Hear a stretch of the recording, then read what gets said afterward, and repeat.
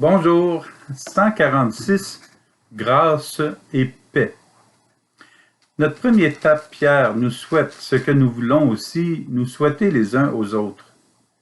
Que la grâce et la paix vous soient accordées en abondance par la vraie connaissance de Dieu et de notre Seigneur. Deuxième lettre de Pierre, chapitre 1, verset 2.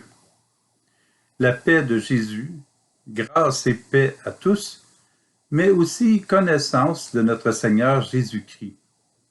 Plus nous nous engageons dans la vraie connaissance de Jésus, plus notre foi s'élève dans l'humilité et la charité pour chaque personne qui nous croise sur la route.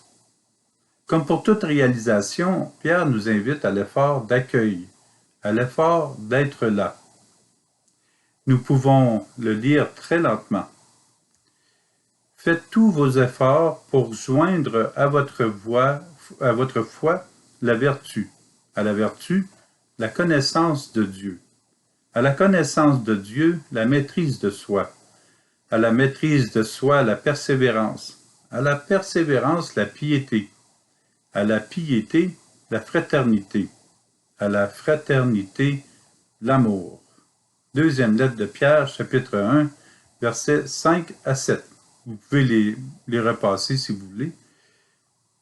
Il y a une nette progression de la foi dans ce que Pierre nous décrit. En bref, la vertu sert et conduit à connaître Dieu. La vertu est la porte qui ouvre à la conversion et à la progression par la foi sincère et vécue. Connaître Dieu nous obtient la maîtrise de nos pensées, de nos sens, de notre langue, de nos gestes, afin de vivre humblement et d'édifier le prochain. La maîtrise de soi provoque l'équilibre et la persévérance. La piété se développe dans le coude à coude avec la persévérance. La fraternité est le fruit de la piété. La fraternité est intimement liée à l'amour. C'est la mission que Dieu nous propose.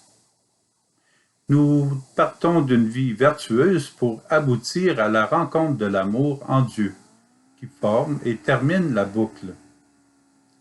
Vertu, connaissance de Dieu, maîtrise de soi, persévérance, piété, fraternité, amour. Voilà toute une étude qui pourrait être faite sur ça. Puissions-nous nous engager à le répéter et le vivre en boucle, afin de tendre notre cœur, le lier à l'amour et obtenir ainsi la vie éternelle. Connaître Dieu.